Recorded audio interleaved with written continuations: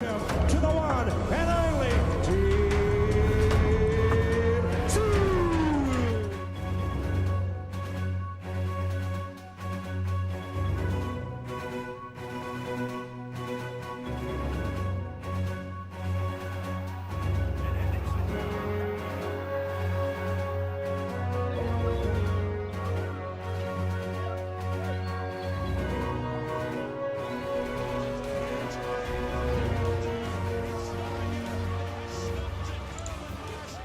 G'day guys, how are we? Welcome to my favourite show on YouTube, boxing show that is, Talking Boxing. Always great to have you along. I see Big J's in the comment section already. Thanks for tuning in there, Big J. And it is Monday, September the 11th, 2023. Of course, we probably can't move on without first acknowledging what a significant day this is in not just American history but world history, September 11th. So as always, we think of all the victims, and regardless of your thoughts on conspiracy theories and everything else, the fact that nearly 3,000 people died, our thoughts go out to all those affected, especially our American friends that tune in. So going to be another big show. As I said, Big J is in the chat. What do we got there, Big J? I always like to tune in and look at the points you've already got ready to go. It sort of makes my job a hell of a lot easier. What have we got there? It says, evening, mate. Many talking points tonight. My son got bullied in his loss. Yes, he did. That was against Nagabu from Belgium. I'll get to that as well. Taylor Robinson didn't look that good in her win. No limit on Wednesday. Tim announcement Thursday. Sky Nicholson on Sunday. Very busy. Yeah, I want to actually have a bit of a chat about No Limit. I'm not quite sure whether the boys have maybe strayed off track a little bit to the business model that was so successful at the start. But I'm interested to hear your comments about that. So, yeah, we'll get into that as we go, guys. Another one from Big J. I knew this one was coming. Good to see that Carlton decided to pull the finger out and win one for a change. Thanks, mate. However, I should talk the Storm. Got the shit kicked out of them by the Donkeys, and Ryan Pappenhausen injured again. Look, Big J, as I said last week, I always take an interest in the mighty Melbourne Storm. I don't necessarily always watch. I'm one of those classic bandwagon supporters who watch from afar. I'm an AFL man. I make no apologies about that. I did see, was it 26-0 or something? Now, I don't know. I'm assuming when you don't score in a game, that's normally a high-scoring event. That's not good. 26-0. So not good by the Melbourne Storm. Yeah. I don't know. Let me know who do they play next week. I don't know. As I said, I'm a bandwagon supporter. But let me know. Are they good? Now, Ryan Pappenhausen? I'm not really familiar with Ryan Pappenhausen, Big J, but yeah, I know he's one of our best players. So I'm a pretty pathetic supporter, aren't I? Really, I don't even know our players. But anyway, I'll support from afar because it was always all about, for me, the mighty Blue Boys. If you're not familiar, if you're not from Victoria or football state, or you're overseas, my team in the AFL, the mighty Carlton Blues, the Blue Baggers, won their first final in 10 years with a solid and a very, very hard-fought win over the Sydney Swans. So they progress to the second week next week and play Melbourne. But enough with the football.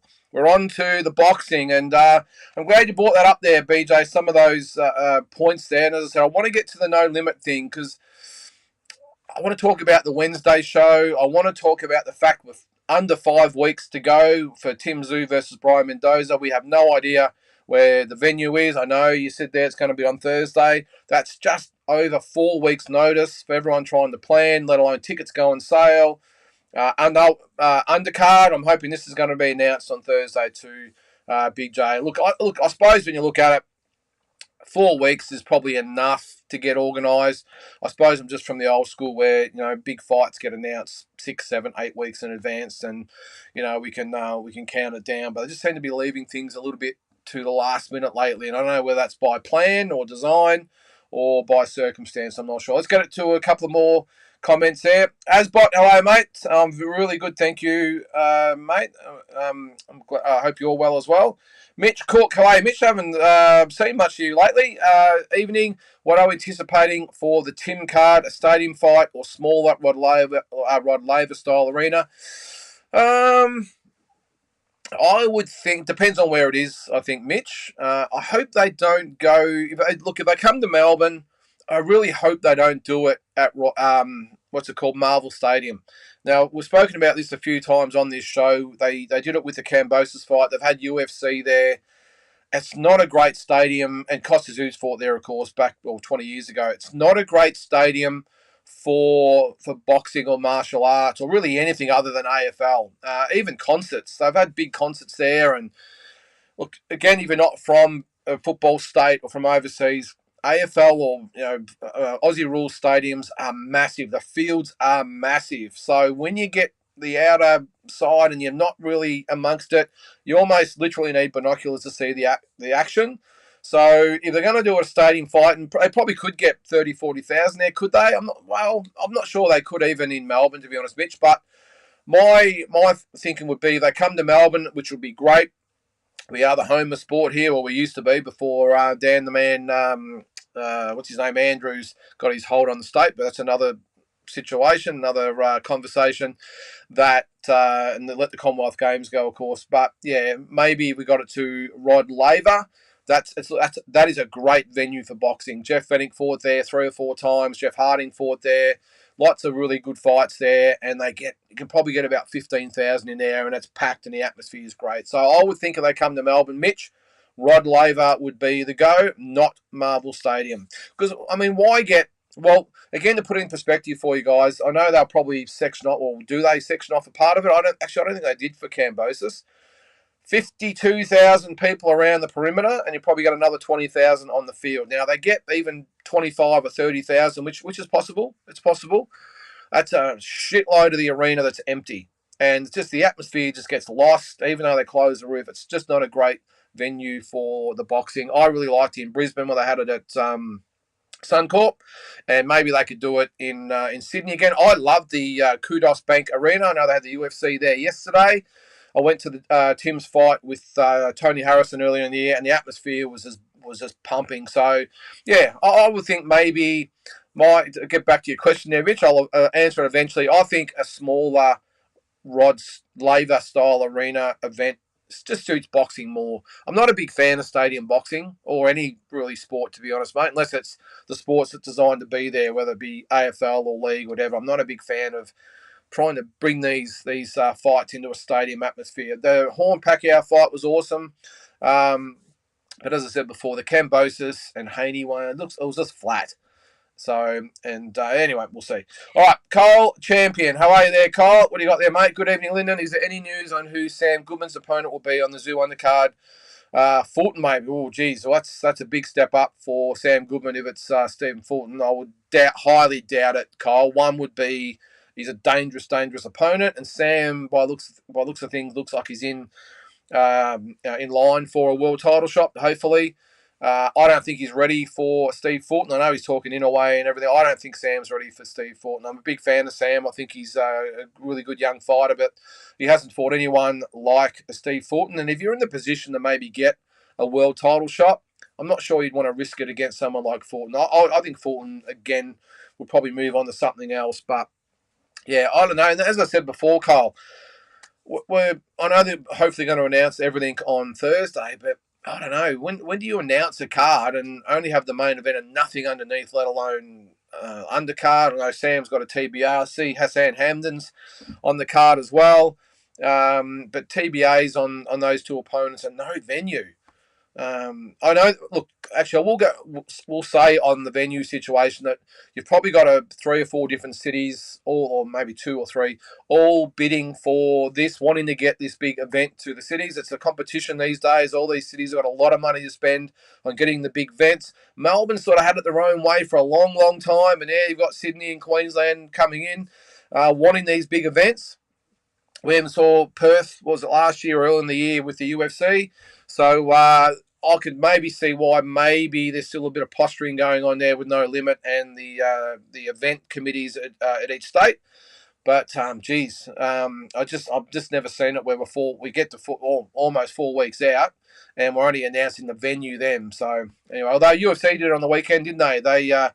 they didn't have a main event till only a few weeks ago either. So anyway, UFC was good yesterday. I thought too. I got it. There wasn't really anything on. I felt like a lazy day, so I bought the pay-per-view.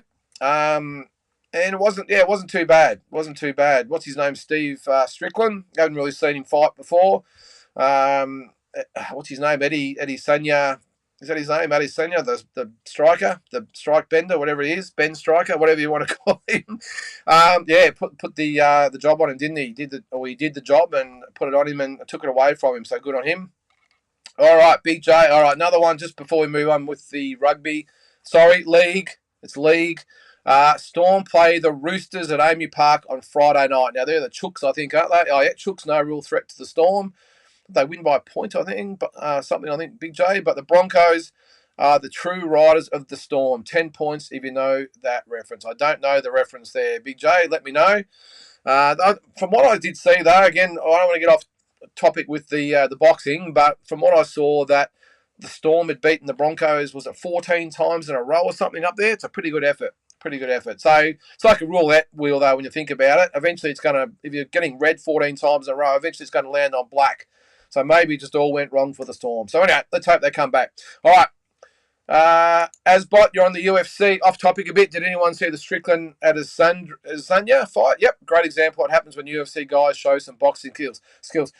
I was just going to say that, Asbot. I had it on my list to bring up with the UFC. Did you see, with all the MMA guys out there, did you see what brought Adesanya? Is that right? Adesanya. I'm going to call him Izzy.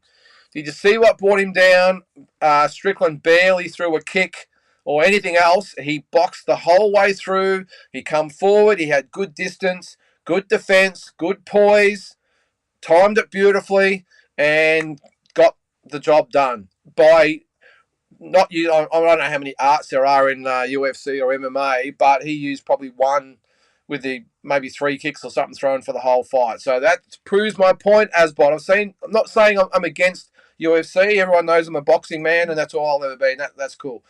But one thing I've been saying since day dot, from having a bit of a look at it, Asbot, is that anyone that shows any half-decent boxing skills gets the job done, and Strickland, 100% there, mate. You hit it right on the head. When he showed some skills, he concentrated more on the boxing element, and you can see there, what actually rocked Izzy in the first round was he went to throw the left hook, and Strickland comes straight down the center with a beautifully timed, like great technique, right hand straight down the pipe. It wasn't wild. Didn't have his chin up in the air. It wasn't eyes closed sort of stuff. He lined him up and he went straight down the middle and hit him flush.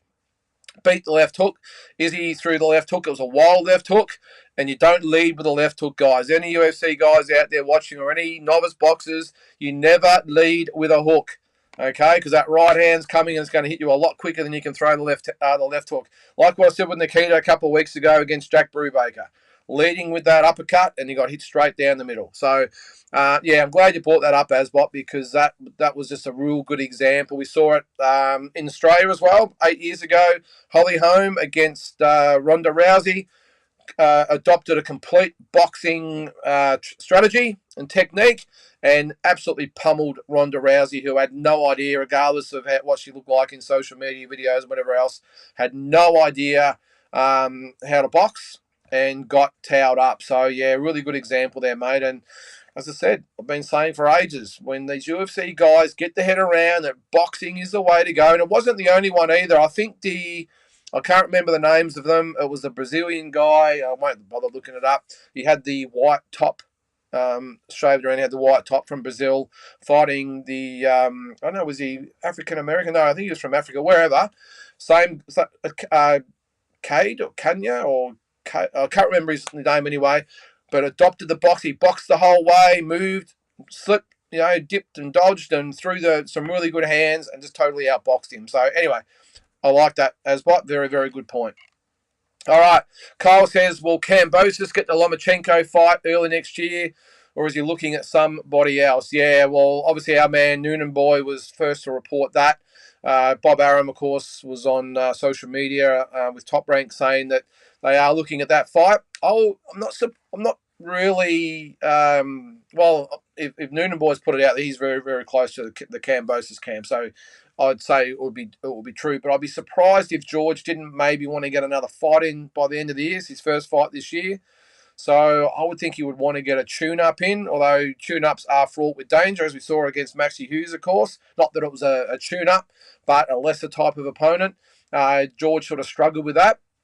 So maybe, look, he might look to maybe fight October, or that's next month, maybe November, December, with the tune-up, and then maybe fight Lomachenko in February or March or even April next year. Lomachenko's, of course, said he wants the rest of the year off. That Haney fight would have been a very, very tough one for him to swallow. So no surprise there. And when you're at Lomachenko's age and level of experience, having an extra 6 months off is really not going to hurt you. So I think he'll get the fight, Kyle. I do. I think that's the fight they're gonna line up, and I think it will be for the IBF belt. I think the other number one challenger was Gustavo. I think that's his name. With his weight issues in his last couple of fights, I think they'll use that as an excuse to push him aside. Maybe a bit of cash to go with it, and they'll see Kambosos Lomachenko for the IBF belt next year. I'm thinking maybe March, April, I would think. But we'll have to get old Noonan Boy on here. If you're watching Noonan Boy, get on and let us know, mate. All right, Mitch Cook says this is about the arena. Hope you're right. Been to a few events at Rod Laver and also Marvel, and I would rather pay triple the price to watch martial arts at Rod Laver than go to Marvel again. Yeah, it just doesn't have a soul, Mitch. And look, I've been there a lot of times for the AFL as well, and even with the AFL, it still lacks that spirit of I mean, when it's full and they're roaring, when there's 50,000 people in there, I will say that when they're roaring, it's great. But that's for football. For the boxing, it just, or UFC, or they've had the basketball there and they've had concerts there. Concerts aren't too bad, but you're a long, long way from the action. I went to see, what was a Pearl Jam about 10 years ago. Might have been a bit longer, actually, 10, 12, 13 years ago at at Marvel. And even with a concert, it was not great. I'd much rather go, I'm with you, mate, I'd much prefer double or triple, whatever, and that's probably what they'll be. And look, they did do it for the Kambosos Haney rematch. Ticket prices just maybe a little bit more, but pack it out and get the atmosphere.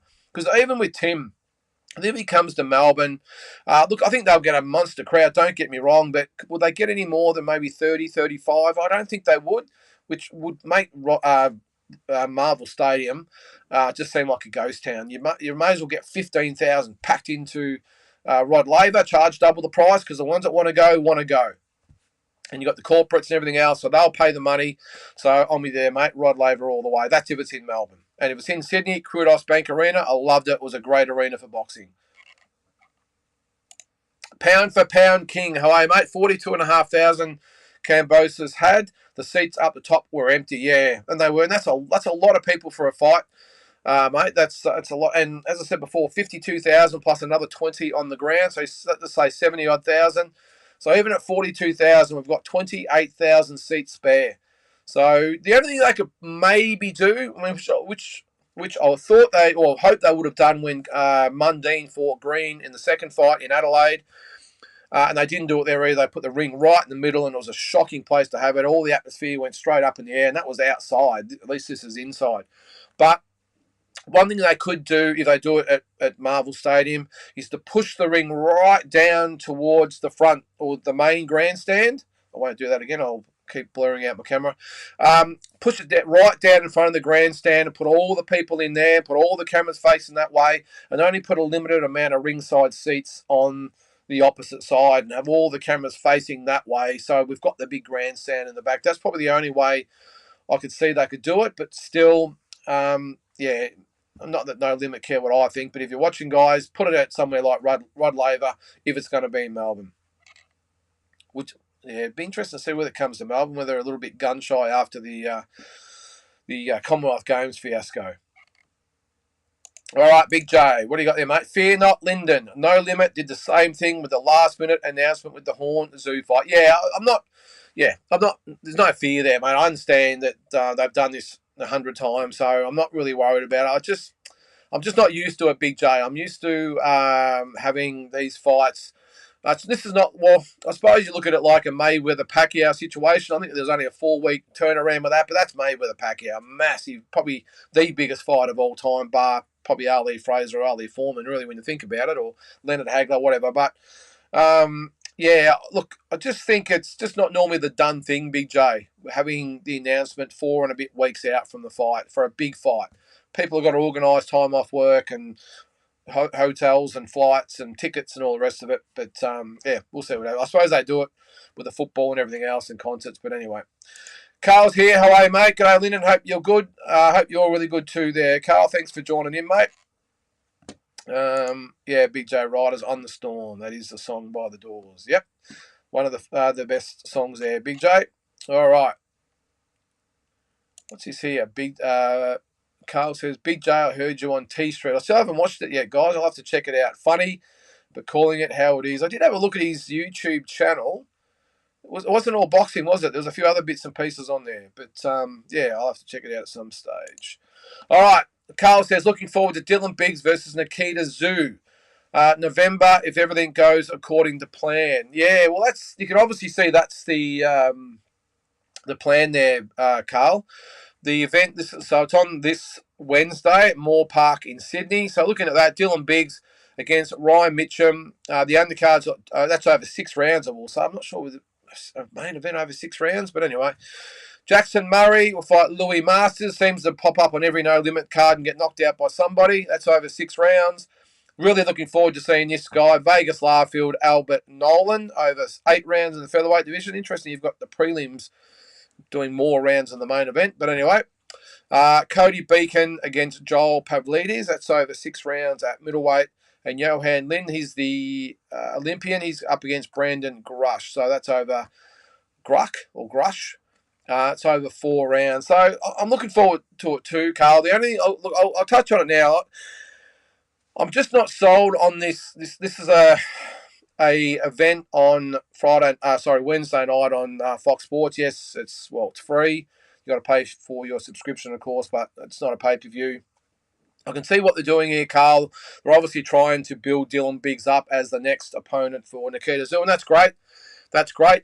But the guy's fighting is 3-6. Now, I'm not sure whether this is by design where they purposely want to get someone that's durable and tough, but not really going to be a threat to Dylan. Did Fox Sports not give No Limit really enough time? They've just sprung on it. Because remember, this was announced on a week's notice. I understand the fighters probably knew a week or two earlier, and that's fine. But a week's notice to put it on. I know it's a TV sport, so whatever. So we'll all tune in. But Ryan Mitchum, look, he's tough, he's hard, but 3-6 in a main event against Dylan Biggs, who's 9-0. Looking at the undercard, Jackson Murray, big, strong heavyweight, they're probably trying to build up as well. But Louis Masters, good, tough guy, but I think I've seen him knocked out 3 or 4 times on No Limit shows. Vegas Larfield, that's probably the exception for me. 9-0, really, really good young prospect under the tutelage of course, Benny Harrington and Glenn Jennings is his manager. So I'm really looking forward to that. Albert Nolan, 6-0, so 2 undefeated fighters. Is it just me? I would have had that as the main event. I know they're trying to build Dylan up. I get it. But you've got a really good young prospect in Vegas Larfield, Albert Nolan. They could build it up as the 2 undefeated fighters. Vegas has had as many fights as Dylan. Albert Nolan's had almost as many fights as Ryan Mitchum. But yeah, you can see the strategy. It's to build Dylan up to fight Nikita next, and that's fine. That's fine. But as a televised fight card, let me just say this. On the weekend, we had the Ace Boxing show, Floyd Masson against, Yves Nagbu for an IBO world title. I don't give a shit whether it was for a secondary title or not. It was a really, really good quality fight. Kelleher and Medini, well, that was one-sided. Rodriguez, Chadwick, okay. Taylor Robinson, good young prospect. Harmer, Yesti. What I'm getting at is the card itself. That is a TV-worthy show. I go back a week earlier to the Wildfighter card. Will Tomlinson, Joel Taylor, Caesar Afakan. I think they have Max Reeves and Joe Corner on the undercard, plus a few others. Really, really good quality show. Now, these are promoters that are really putting in everything to put on really, really good events, all the optics with the stream and all that sort of stuff. Really, really good shows. Just getting bumped for this, I don't know. As I said, I don't know whether it's the timing thing, whether Fox Sports has said, "Hey guys, we need a show or a show on in footy finals. Let's get it going." And they've given them 3 weeks' notice. I don't know, but this just yells at me. It's a last minute decision. I'm hoping that was a last minute thing where Fox Sports have said, "Guys, we need some content.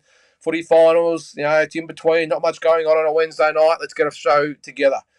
That's what I'm hoping for. I really hope this is not by design, where No Limit have looked at this and go, yeah, this is good enough show to put on TV. I hope that's not the case, because it goes right away from their business model that has made them so successful.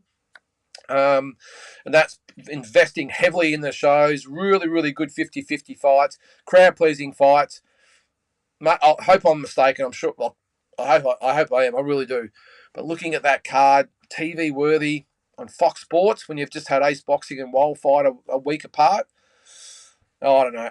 And by the way, I understand there's the contract in place. They've got No Limit, have got the contract. What I'm saying is that would the Fox Sports executives be sitting back going, geez, we've invested a shitload of money into these events. We've given them everything. And there's other promoters over there are putting on these great shows. I mean, Tasman Fighters will be doing their great shows as well. So you're going to have sort of 3 really, really, really good promoters out there investing a shitload in the matchups and production and streaming and you name it, just being left on the back burner while this show is being trumpeted as one of the shows of the year. So anyway, just telling it the way it is, guys. I'm happy to debate that with anyone. I'm just telling it the way it is. What do you think? I like this comment. Jack Dilks, the Baggers, one word, the Mighty Blue Baggers. And Jack, got to say, and if you don't know Jack, he come to America with us early in the year to work with Top Rank to take photos and video footage of the Maloney brothers over there, and of course Haney Lomachenko. He's now got a job. He does the PBR as well, but now he's got a job at the Mighty Blues, taking photos and doing video content for them as well. So, mate, you look great in a navy blue polo. Just waiting for you to buy the official jersey, mate. So, keep us posted. All right. What do we got there? Hang on. Hey, Carl, I saw the comment. Can you believe some dickhead in the comments thinks I'm a Kiwi? Lynden, I don't sound like a Kiwi, do I? No, no, you don't, Big Joe. I have met you, of course, in person, and no, you don't sound Kiwi. You don't. So, not there's anything wrong with that, but you don't sound Kiwi. All right, we've got the pound for pound king. This is, okay, Loma and Cambosis. Loma is going to make him look bad. Yeah, it's an interesting one, mate. I think George might surprise a few people. I know there's a lot of people that jumped off the bandwagon with George on the back of the 2 Haney losses, and of course the Maxie Hughes fight. Yeah, look, as I always say, styles make fights. Now, do I think George beats Loma? No, I probably don't. If you're asking me here and now. But we might be 6 or 7 months away from the fight, and maybe George has a tune-up and looks a lot better. I don't know. Look, I think Loma wins the fight, mate. But look, I think George can give Loma a lot of problems. I really do. Again, those styles make fights. George is a big-time performer. I think he needs those big fights for him to lift. And the Maxie Hughes fight especially, really, you could tell in his performance that he just wasn't up for the fight. Lomachenko is a different ball game, and the fact that it'll be in front of his home crowd again, big crowd, I think you'll see a different George. But as I said, mate, I think Loma wins, but maybe not as easy as a lot of people think. Well, Carl doesn't agree with me. Loma will school George. Yes, that's fine. Southpaws are definitely his weakness. Yeah, well, that's probably a good point, Carl. I probably didn't look at that too much, because he has struggled, hasn't he, against Southpaws? So, and obviously his last fight especially, and let's face it, Maxie Hughes isn't Lomachenko, but has Lomachenko still got it inside? Is he still the Loma that we all know and love? Is his interest in it waned now? I mean, that would have ripped his heart out I thought he won against Haney. It was a close-ish fight, though, so I'm not going to argue the people that thought Haney won, but I personally thought Lomachenko won. But how much of an effect did it have on him psychologically? Maybe the fact that there's possibly could be a world title at stake, whether it be IBF or whatever. Maybe that could be the stimulus he needs to get back. But I definitely think you'll see a different George in the fight with Lomachenko. As I said, I think he rises to the occasion, or he needs that challenge to rise, and I think Lomachenko's the person, isn't he? So, what have we got here? Hang on. Are we still going on with the footy here? How good are the mighty Brisbane Lions, Lynden? Well, look, Carl, I'll be honest with you, mate. I think they're the team to beat. And unfortunately, if we win this week against Melbourne, we've got to play Brisbane at the Gabba, or the Gabatoir, they call it, in the preliminary finals. So, Carl, can I ask you though? Are you a bit like me with the Storm? You can't even name a player, but you're on the mighty the mighty Brisbane Lions bandwagon.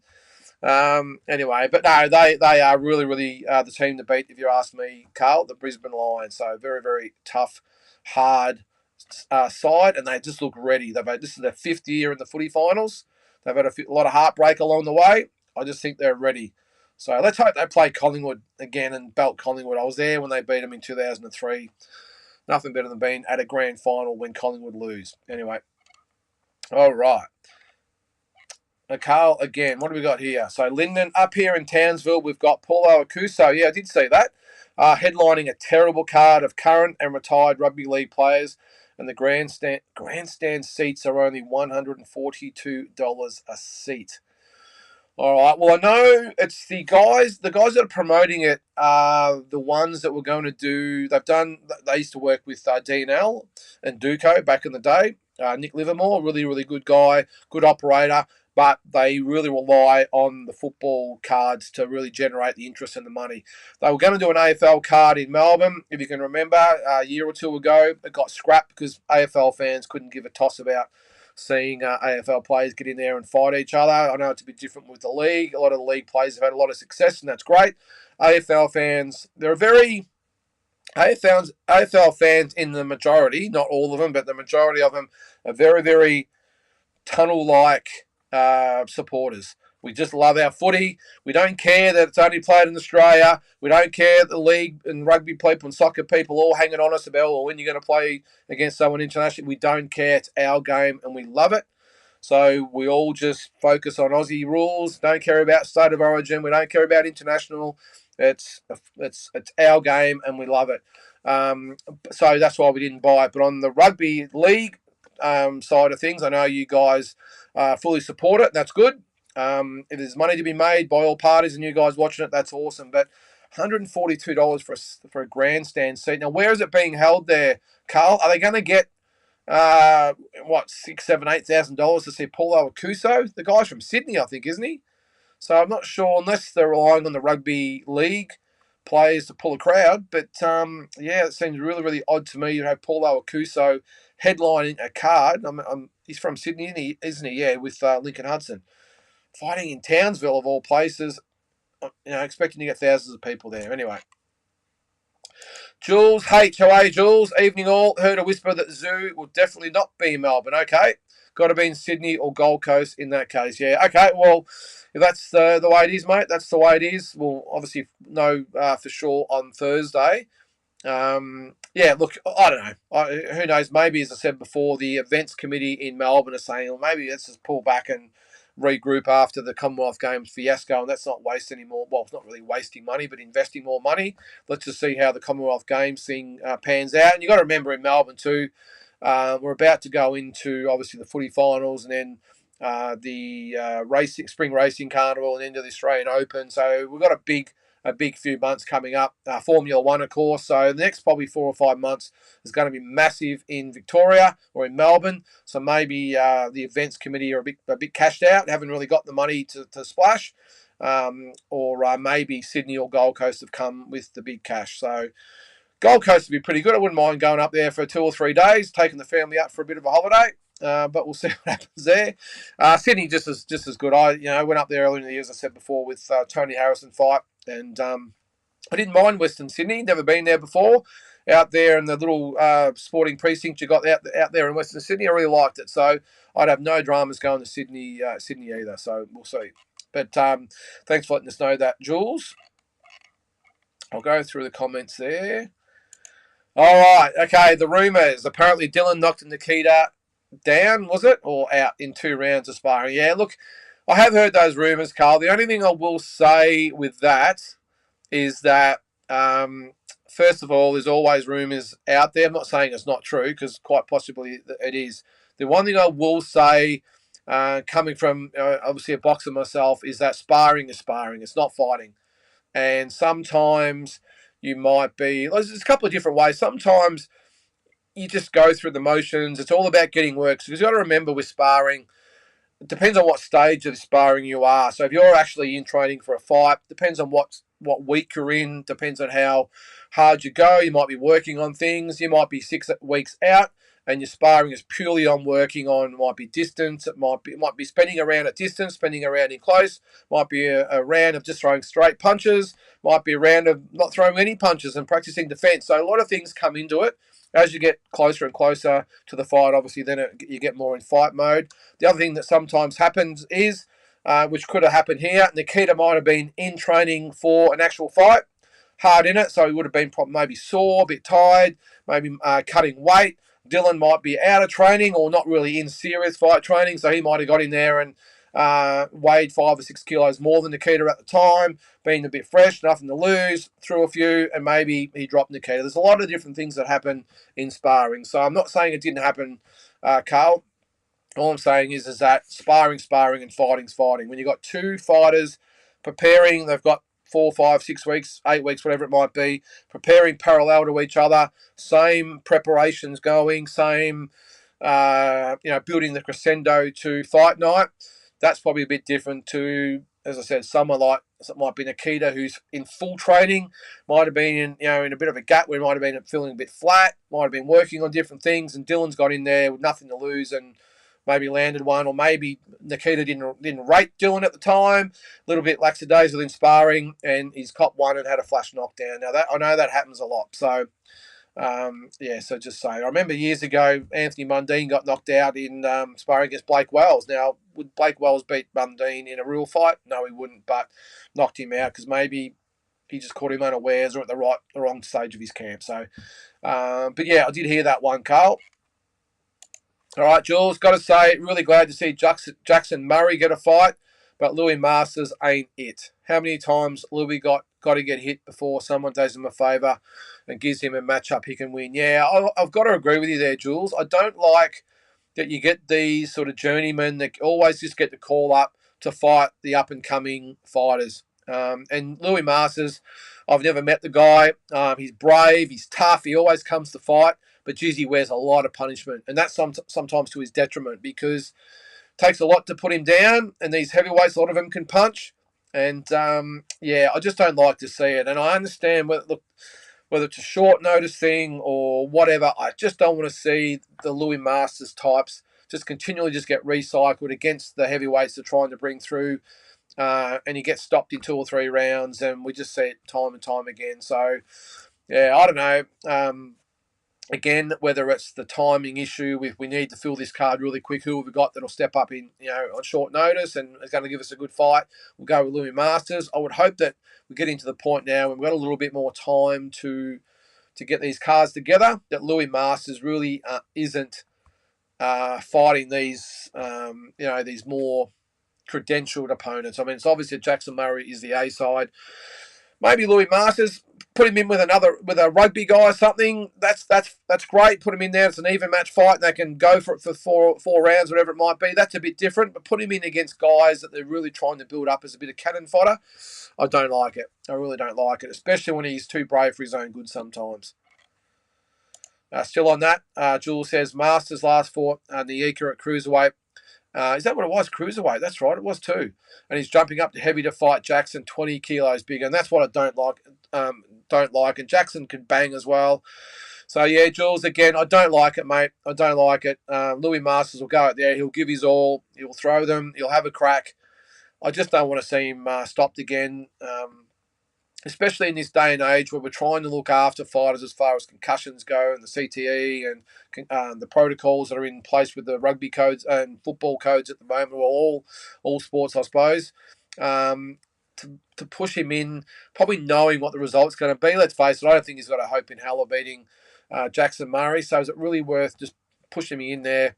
And does he do it for a quick payday? I don't know. But guys like him, look, being a former promoter myself, look, we need guys like Louis Masters, but he just seems to be on every single show and the same result, one after the other. So let's hope I'm wrong this week and he has a good fight and gives Jackson Murray a little bit of action there for a while. But yeah, as I said, I just don't want to see him recycled time and time again and the same result. Yes, Carl, looking forward to seeing Jai Apataya again this weekend. I think it's not till the 30th, is it, Carl, I think? Or which will be the Sunday here. Is that? I know they've got the media day coming up. I can't wait to see him again, regardless of whenever it is there, Carl. Jai Pataya still, for me, the pound-for-pound king of Australian boxing. I know he hasn't fought for over a year, but I still can't go past the win over Breedis. It hasn't been his fault that he hasn't fought. I think Tim Tszyu and George Kambosos and obviously Jason Maloney are right up his clacker, but at the moment, I think Jai Patai is still number one, and I think he'll be itching to put on a show, Carl. So I can't wait to see him in action, and I've got no doubt that he gets the job done. North London. What do you got here, mate? Come on. I think you were on a couple of weeks ago. Aussie boxing with weak beer and plenty of knockouts. Okay. North London, all right. That's no worries, mate. You've had your 5 seconds of fame. I've got a feeling you're from England, are you? Yeah. Oh, well, of course, with that name, North London. I didn't see that there. Yeah. Plenty of knockouts. Weak beer.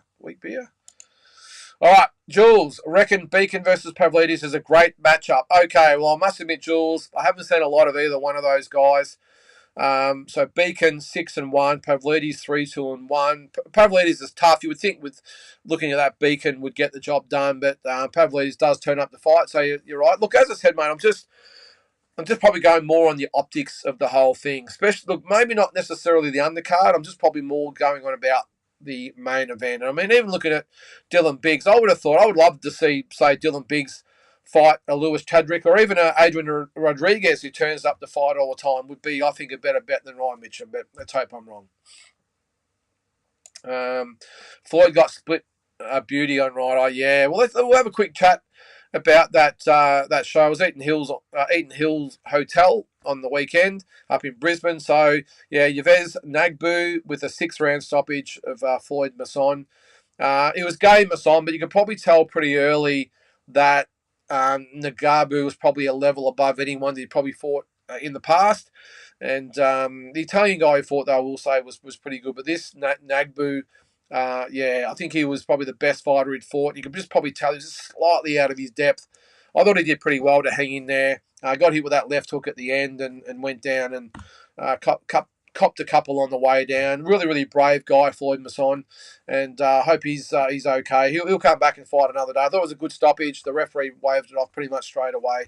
So yeah, really, really impressed with Nagabu. I was impressed with him. Floyd Masson, probably guilty in the past, been a bit too brave for his good, but it's got him through. And that's why I liked the stoppage on Saturday night because he was clearly on the way to copying a lot of punishment, and the referee waved it off straight away, which I thought was really good. And Floyd Masson, just an absolute class act. Afterwards, his interview afterwards, he caught up with Nagabu afterwards as well, and again, just all class. So hopefully he comes back. Maybe gets another big fight. I'm sure he will. He's still got a lot of good fights in him. I would like to maybe see him not go to war as often. I want to see guys like him around for a while, and he just seems to be in war after war after war, does Floyd Masson. But I'm a big fan of Floyd. We've adopted him over here in Australia. I know he's a Kiwi, but we've adopted him here in Australia. And I'll say it again, this is the sort of card that should be on TV on Wednesday night, if you ask me. I know contracts and all that sort of stuff, but no, it's good. The undercard too. So Luke Medini, 2nd round KO of Benjamin Kelleher. Really impressed with Luke Medini. He moved to 10-0. Callagher 16-6-2. He's become a little bit of a journeyman, has Benjamin Callagher, but I didn't expect Medini to take him out so quick. Beautiful counter left uppercut it was too. Cut his eye, and I think busted his nose at the same time. And again, referee waving it off pretty early. I thought that was a really, really good decision by the referee as well. But I would like to see maybe Ben Callagher maybe give it away now. He's been in a few wars as well. And Luke Medini, yeah, he's on the rise, isn't he? 10-0, some good fights for him. Lewis Chadwick, he beat Adrian Rodriguez. Pretty lackluster fight, I thought. Had a little bit of a bit of beef between the two in the build-up. I'd seen Adrian Rodriguez in the past, and I actually thought it showed a bit in the past. I don't know whether his preparation wasn't as good. He looked a little bit thick around the midriff. I thought he looked in better shape in previous fights. I'm not sure whether he took it on late notice or maybe he's just getting past his best. That was his 22nd fight. So he's always come, and he still does come to fight. Lewis Chadwick pretty much won every round. I didn't really like someone that's having their fifth fight, looking off into the distance when Rodriguez missed a punch. I think when you're at that level, I know the fans sort of like it and everything, but when you've had 5 fights, I don't think it's in your best interest anyway, especially when you start to come up against better fighters. But I would like to see him fight a Dylan Biggs or a Nikita Zoo down the track. I think he's definitely got talent. But yeah, as I said, I'd like for him to maybe tighten up a little bit at this early stage, get the wins under his belt. But it was a really good effort by Rodriguez, I will say. Taylor Robinson with the decision over Hama Yesti. Yesti was 1-1-1. She's now 1-2-1. So I'm not blaming Taylor Robinson or Ace Boxing for that. She's apparently really tough to match up.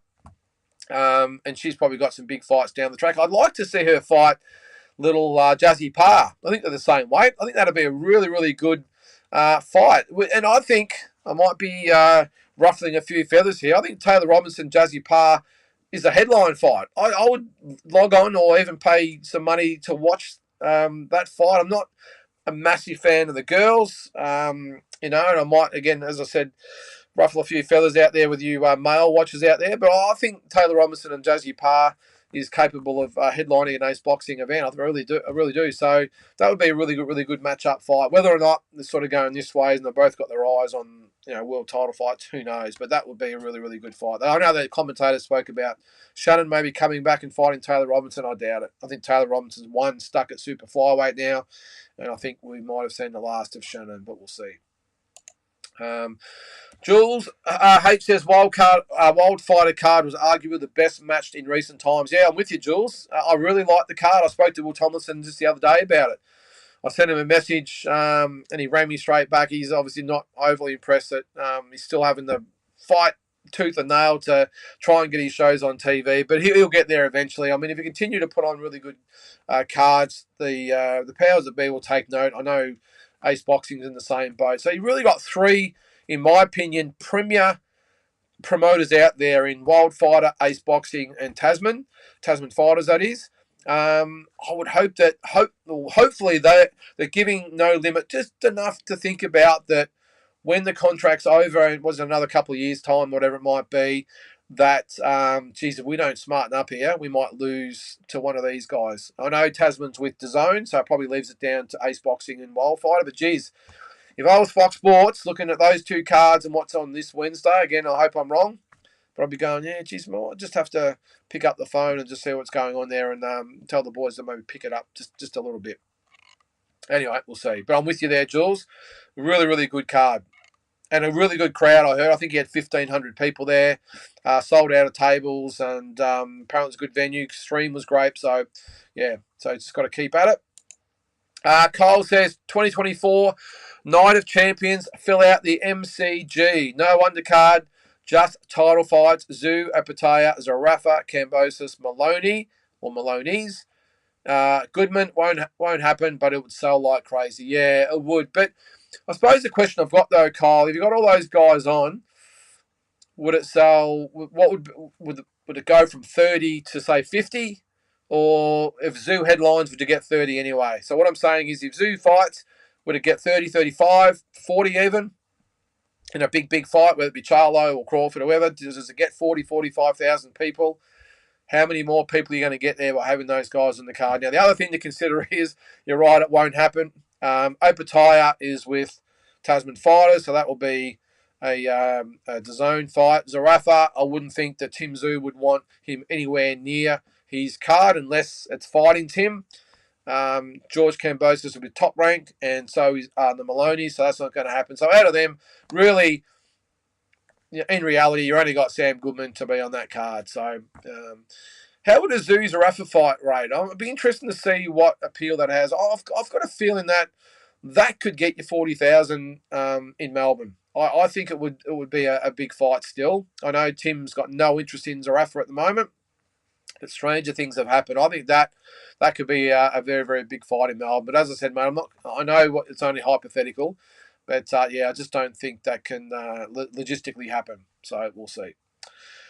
All right, so Zygmunt says, I'm a bit disappointed with Wednesday's no limit card too. There are way too many mismatches. Yeah, well, sometimes, Zygmunt, what can happen is on paper it looks like a mismatch card, and then we get there and every fight are rippers. I've seen it on the other hand where every fight on the card looks like it's going to be awesome and they're all fizzes. So let's just hope I'm wrong.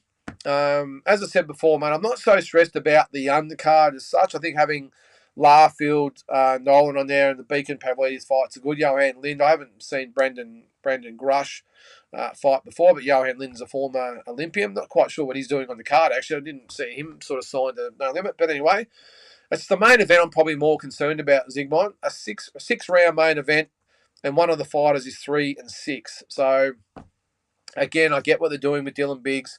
I just would have thought there might have been, especially in that division, someone else they might have thrown him in with that might have been a little bit more appealing. So, anyway, we'll see. Pound for Pound King says, George makes a lot of mistakes against Southpaws. That's George Kambosos. Yeah, well, I'm not sure whether it's mistakes, mate. I think it's more so just not being able to find his rhythm and his range and everything against Southpaws. I mean, let's face it, Maxie Hughes is, in my opinion, not an elite world-class fighter, but he made George look ordinary at stages. And George just had really a lot of trouble in adjusting to him initially and then adjusting his game plan to deal with it. And he never really got out of, chasing him around. And I don't think he really got out of second gear throughout the fight. I mean, George is always very, very well conditioned, so it's never an issue with him in that way. But he spent the whole fight fighting sort of the same way. It wasn't really a lot of cutting off the ring or trying anything different. I mean, Maxie Hughes is a cagey fighter, don't get me wrong. But I think it's more so, mate, just he has trouble adjusting to Southpaws. So rather than mistakes, I just think he has just a problem just tweaking a few things and adjusting to what they offer. But that's why you hire elite trainers, because it's their job to work out a formula to combat them. Carl says George only fought 2 Southpaws and struggled in both fights. Yeah, he did, mate, for sure. All right.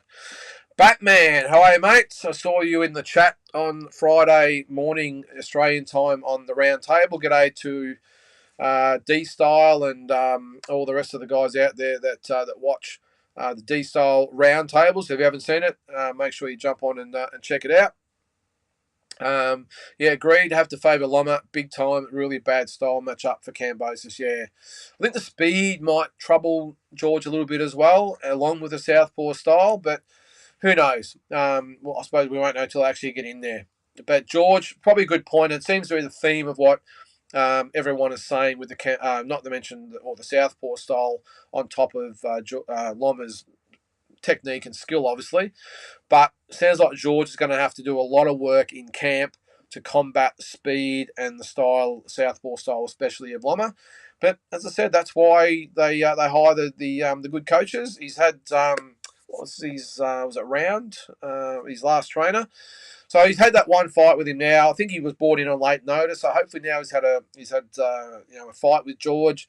He's going to have a full training camp with George. Hopefully now he's got a bit of an idea of what he's working with and come up with something to combat Loma. I mean, they don't call him the Matrix for nothing, do they, Batman? So it's going to have to be a great game plan. But hey, George has proven he's an elite fighter, undisputed, lightweight world champion. So you don't get there by accident. So it's up to George's team now to come up with a plan to combat Lomachenko. All right.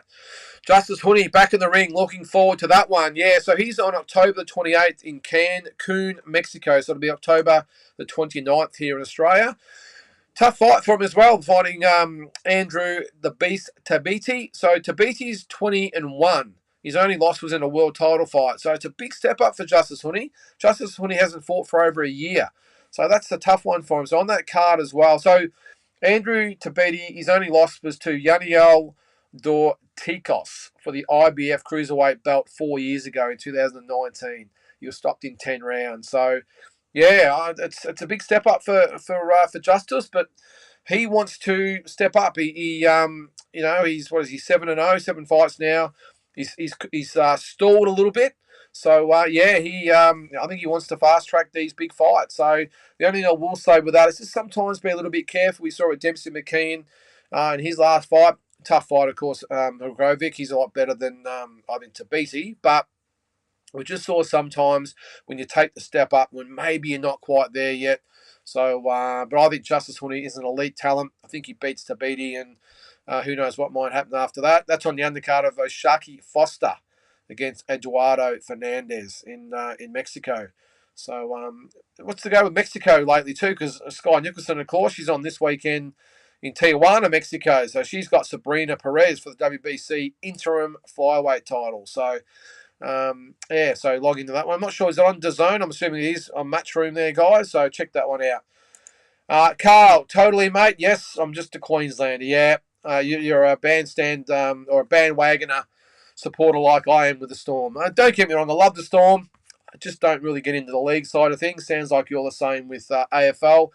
Jump on board when the Brisbane Lions are going all right, but you probably don't know many players. So that's cool. As long as we're all watching each other's sports there, guys, and not hanging shit on each other, because they're both good sports. Just because you love league doesn't mean you can't like AFL and vice versa. So Hayden Harradine, go the Pies. Yeah, okay. I have to vet these a little bit more, I think, these comments. So the Pies. Now, I would have liked to have been playing the Pies this week, Hayden, but anyway, we've got the Demons instead. We'll see what happens. All right, we've got North London again. Let's see here. What do you got? I thought Kambosos deserved a rematch after the first Haney fight, so I argued about it in boxing channels with my Haney fans, and then Kambosos lost again.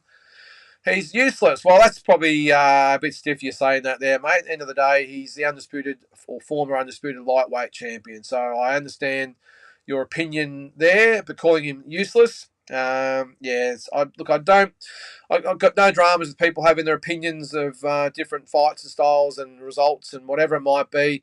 But to call a guy that dedicates his entire life, whether it be Aussie, Pommy, American, whatever sport it might be, to call someone who dedicates everything and gives their all and puts literally their life on the line every time they get in there, North London.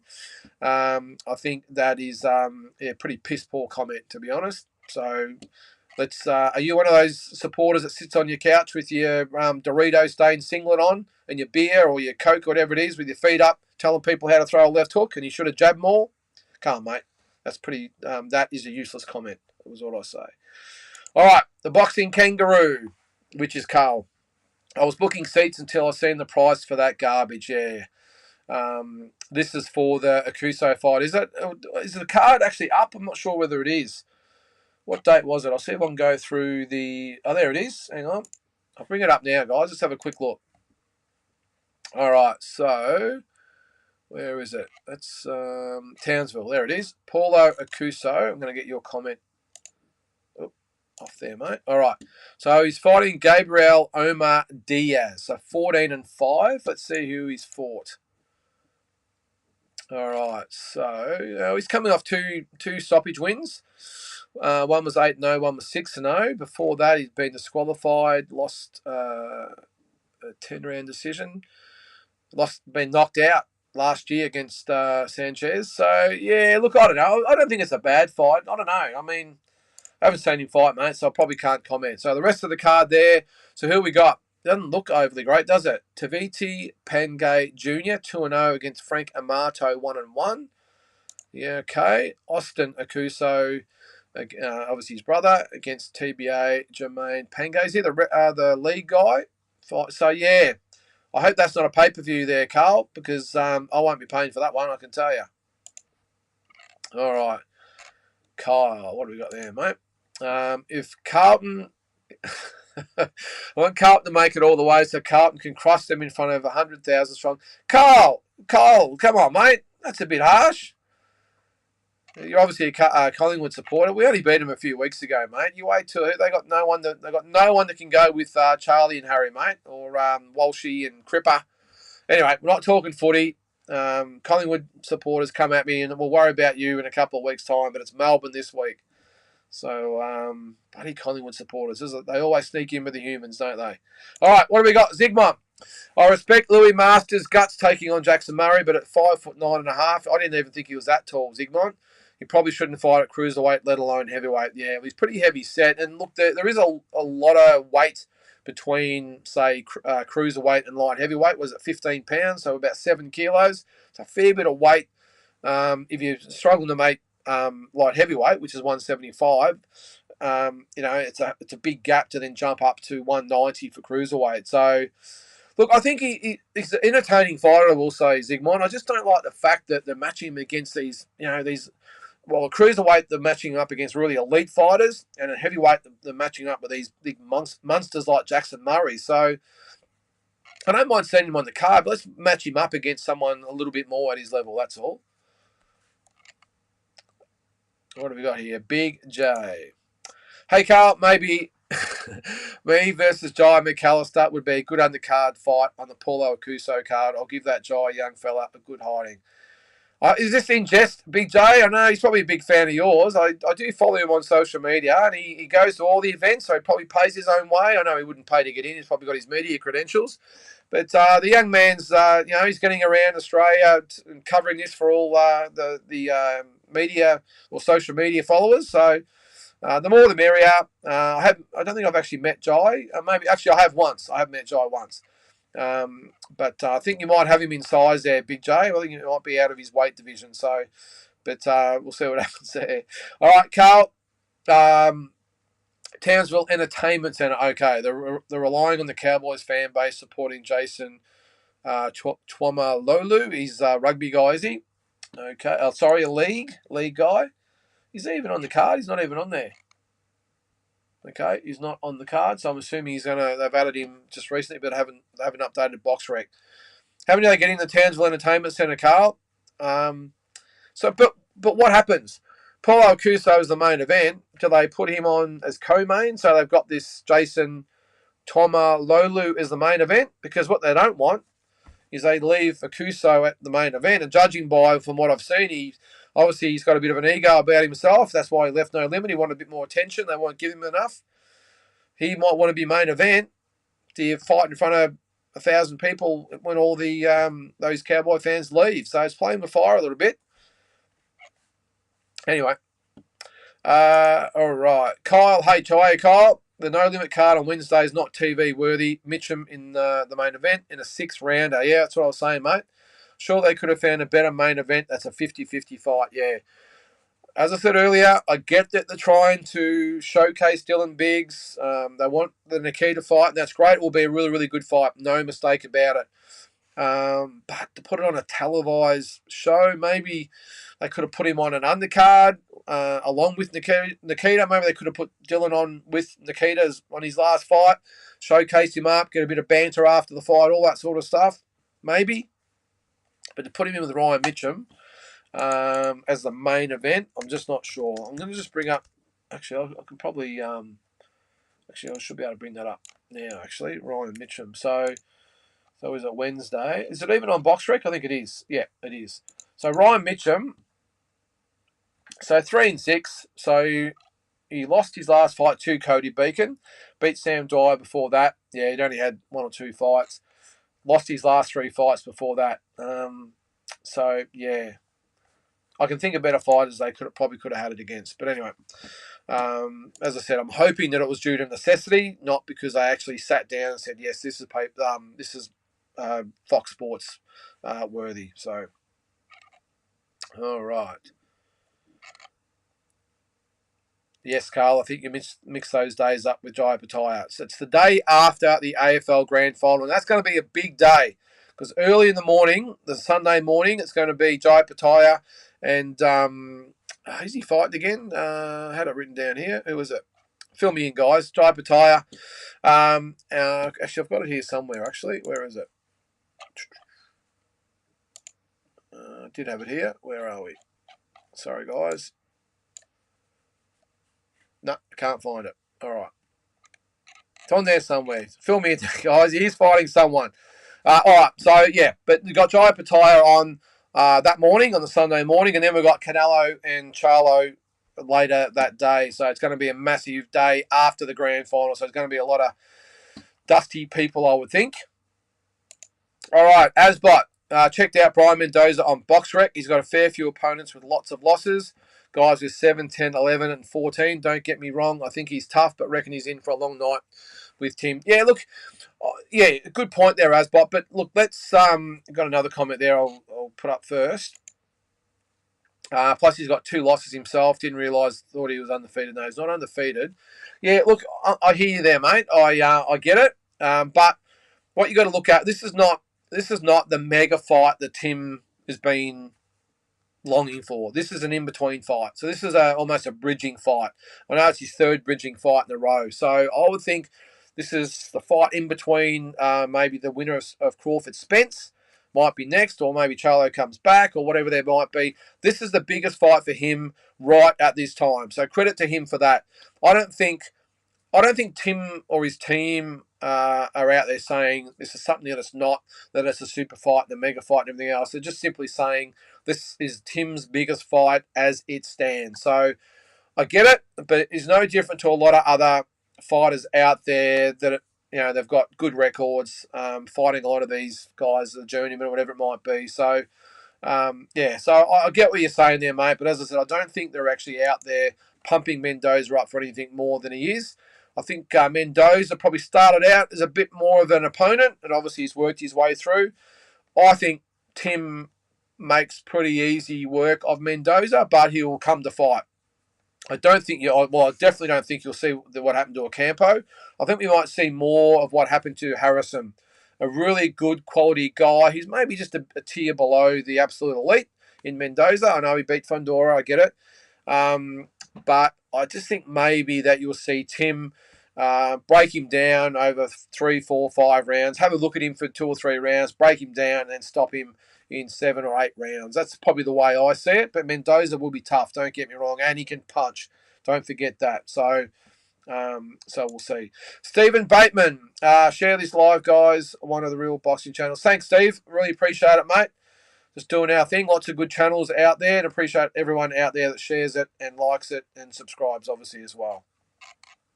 What else we got here?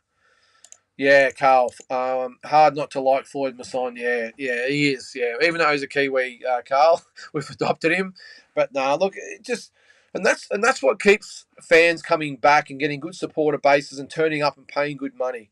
And you see him on the microphone, win or lose. You don't hear him with the F-bombs and carrying on like an idiot like they all do.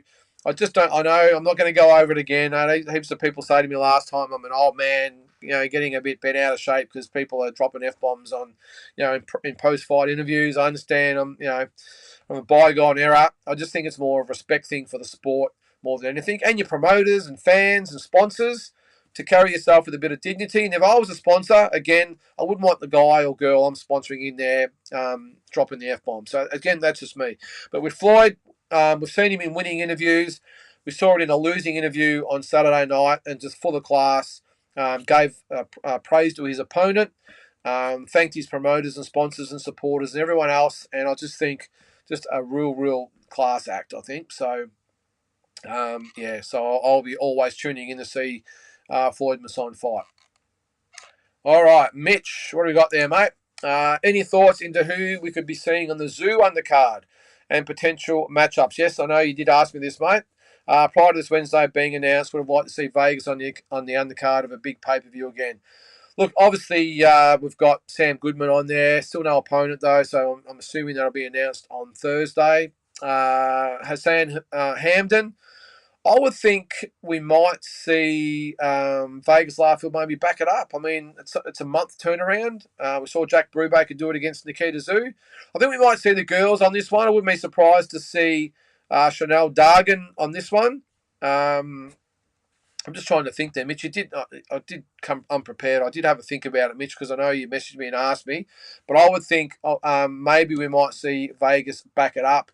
I think definitely, as I said, the female fights. But who knows? I think, don't know. Well, what's that? So we've got Zoo, we've got Hamden, we've got Sam Goodman. We'll have the girls on there. So that's 4 fights. So really, we might see Hardman. That's probably another one we might see. Mitch, that probably makes a lot more sense. He did say recently that he was going to back up pretty quick, so that might be one they might throw on. So that would give us a really good top end of the card. If it's Zoo, Goodman, Hardman, I really don't think it matters after that. I think you can just fill it with, as I said, the girls. Chanel Dargan always comes to fight. There's probably 3 or 4 different girls she could probably fight in rematches. Every fight she's had a great. But I'm thinking maybe it could be the big 3 there, Mitch. So Zoo, Hardman, Goodman, and then maybe just a few of the up and comers after that, because they've got a lot of good talent that they could put on that card. So, and I think that there, I mean, Tim Zoo's a massive name by himself, but to have those 3 big fights on there, I did. I think maybe even a Rowan Murdoch could be on there, but I think he's just had a baby and he's got a few other things going on as well, so maybe not him. Although I did hear that maybe he might have a big fight in the back half of 2023, so we'll keep an eye on that. But that's probably who I'm thinking there, Mitch. Those 3.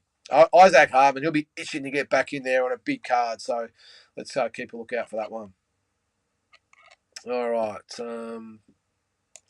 Carl Lyndon, do you think Tim versus Bud? Tim versus a Bud or Charlo would get 50,000 into a stadium? No. I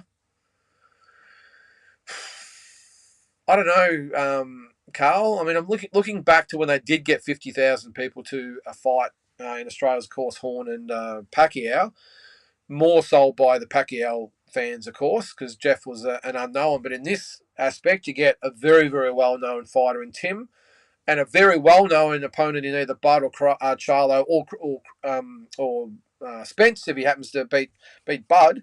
But on the flip side, they're not big names either. I think the boxing fans would turn out. Look, I think you could probably compare it to more the Haney Cambosis situation, I suppose. They got 42,500 for that, but then the rematch only had about 8,000. So probably maybe discount that one. I don't know, but do I think it'd get 50,000?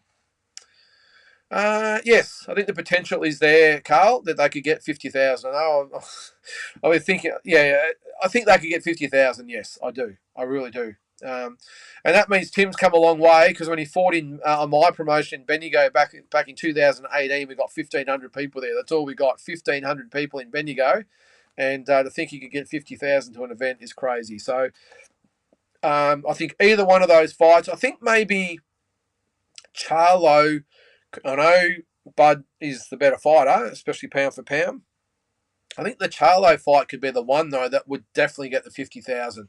It's already been built up a lot already. Charlo's in the minds and the mouths of every boxing fan, but a lot of we'll call them the casual fans. Charlo's become a bit of a household name in conjunction with Tim, and that might be the one good thing about the postponements. Not just one, but it could be a couple.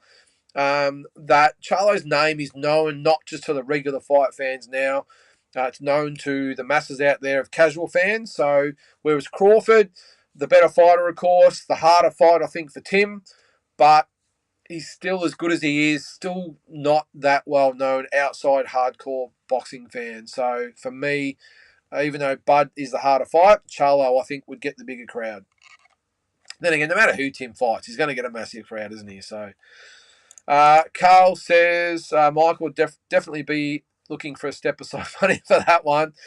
Well, maybe not that one, Carl, because the odds are he could probably get paid $4 or $5 million for it. So I think that might be a little bit different. You might see him turn up. But what is going on with Michael? I don't know. I saw him at the Hall of Fame dinner last week. I didn't talk with him, but We have no. Well, he did get up and talk about the Lara and Garcia fight. He did say it was going to happen at the end of this year, but we still haven't even heard what happened to the last fight.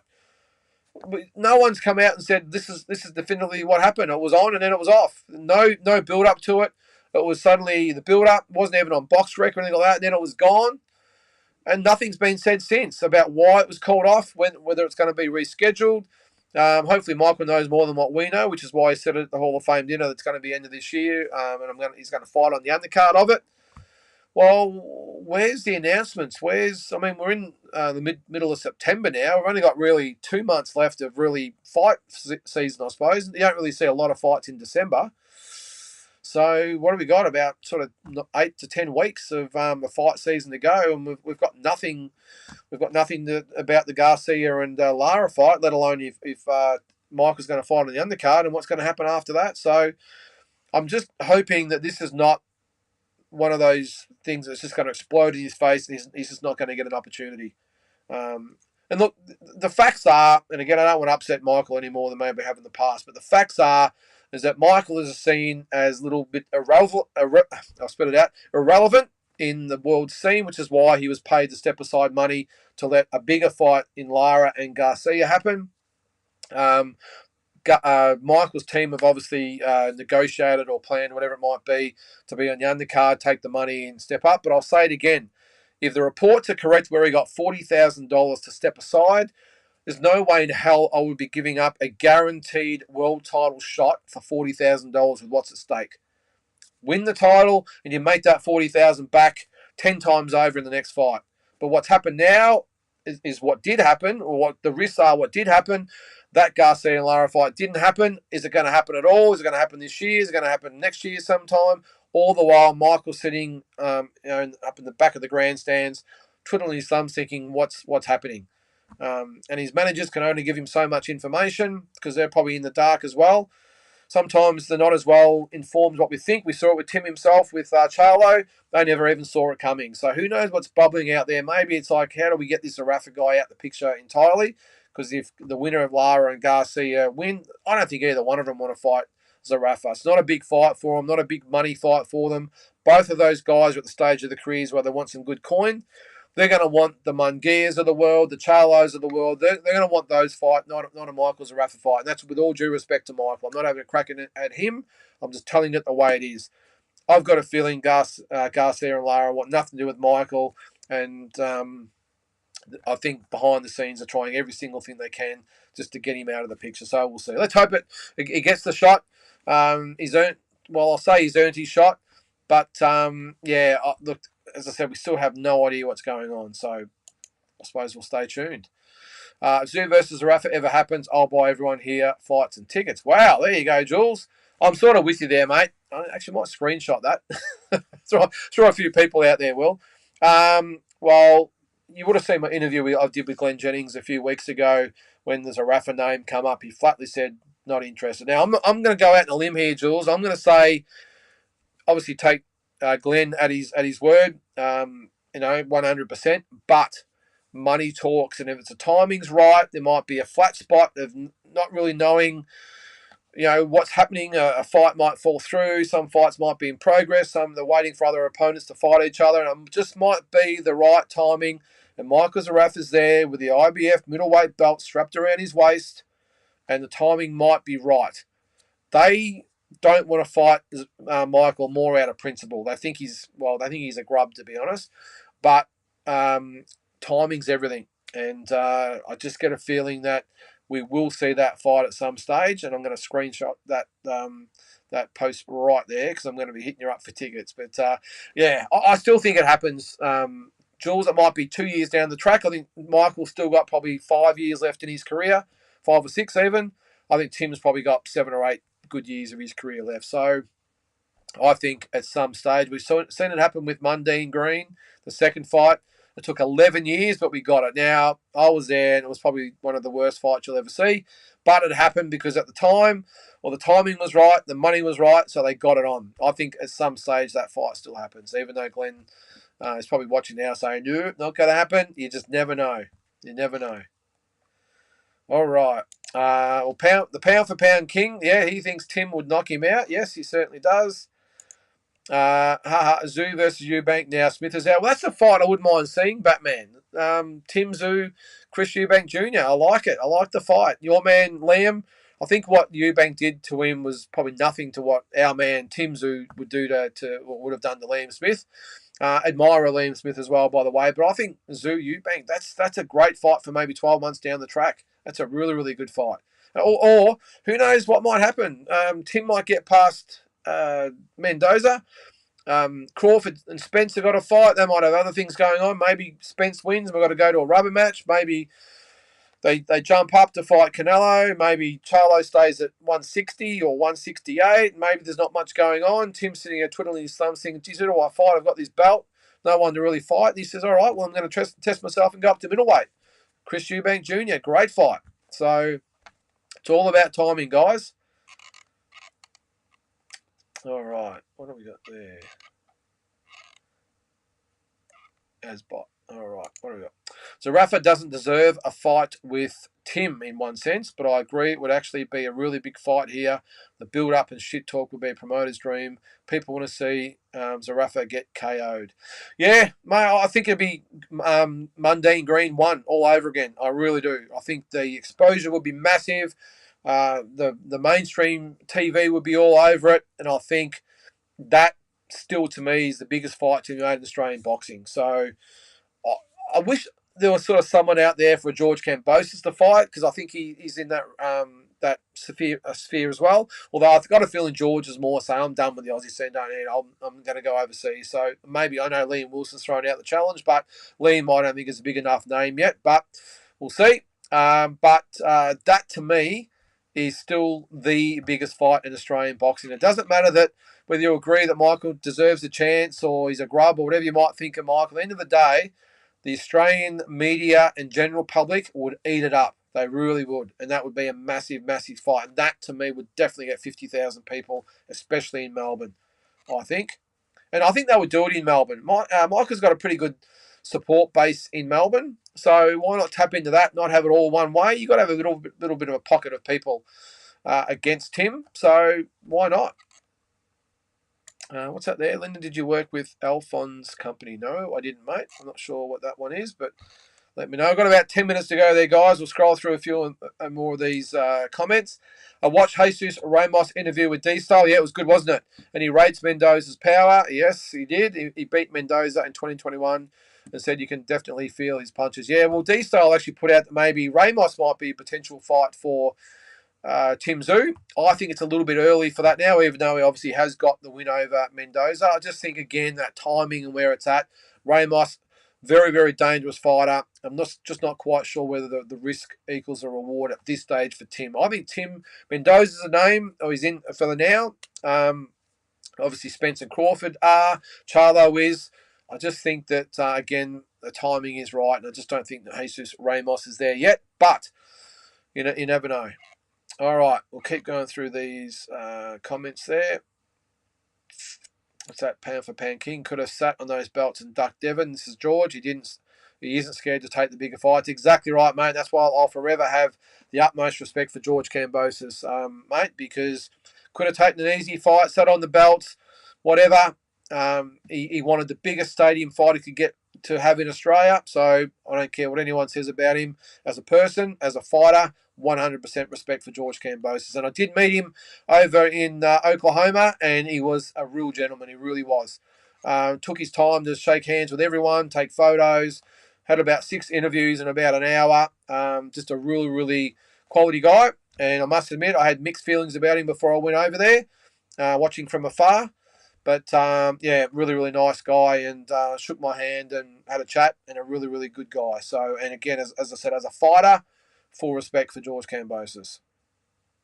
We'll keep going there.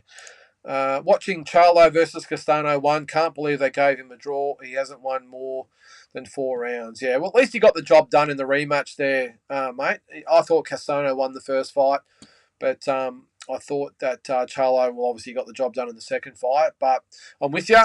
But that's why the great fighters come back in rematches and put an exclamation point on it. or the very good fighters. Eubank, of course, did it last week against Eubank Jr. as well. All right, Ashley says, I was just wondering why only the girls wear the headgear in the Olympics. It's only a recent thing, Ashley. It will come. They'll take the head guards off. Don't worry. The men only took it off 3 or 4 years ago. The elites, the juniors, don't still have to wear it. They're still going on. I think it's more the optics, Ashley, I will say. It's the optics of what it looks like. I suppose I don't want the women on these mass televised events like the Olympics with the blood noses and getting knocked out and everything else. So, yeah, that's only for optics at this stage, Ashley. It's a bit like having the juniors wear them. They don't do, the head guards do nothing. I've been hit with one and without one. I tell you what, they have the same result. So that's probably why at the moment. Actually, probably a bit like why they haven't let the girls fight 12-3 yet, 12-3s yet, which is obviously going to change with Amanda Serrano as well. All right, we'll keep going down there. Eric Piggott, how are you, mate? Loving the content. Thanks, mate. I appreciate it. Hoping your following continues to grow so we can get many more years of this stuff, mate. I don't really look at the or look too much at all the followers out there, mate, because the little community we've got here is great. Yeah, we only get sort of 300 or 400 views on YouTube, but mate, doesn't really matter to me. I love getting on here and talking boxing with you guys. Yes, it would be great to have even more. But then how are we going to get Carl and Big J and everyone else's comments on here? We're too crowded, but mate, Eric, really appreciate it, mate. And yeah, let's hope we can continue to grow and maybe come on a couple of times a week. We'll see. All right, Jules says, got to respect Paulo leaving No Limit. Yeah, bold move, mate. Chasing the world title. Nice change from the ducking we are used to. No Limit seemingly didn't think Paulo was ready. Paulo was ready, but good to see him back himself. Yeah, mate, it's a bold call to leave the premier promotional firm in Australia. I hope this comes off for him because maybe there's no turning back if this doesn't work with Stan. Does he come back to No Limit, or maybe he goes to Tasman Fighters if it doesn't work out? That's on DAZN. That might be the safety net. Look, if I was Paulo Akuso, I probably would have done that in the first place. Would have went to Tasman Fighters, but I don't know all the logistics behind it and the reasons. I'm just looking at from afar. I think he would have fit Tasman Fighters perfectly. But anyway, all right, we'll go a few more comments here, guys, before we call it a night. Whoa, geez, talk about bold statements. I think Jamal Charlo would stop Crawford. Just my opinion. Geez, we mightn't have enough time in here to discuss that one, but mate, that's your opinion.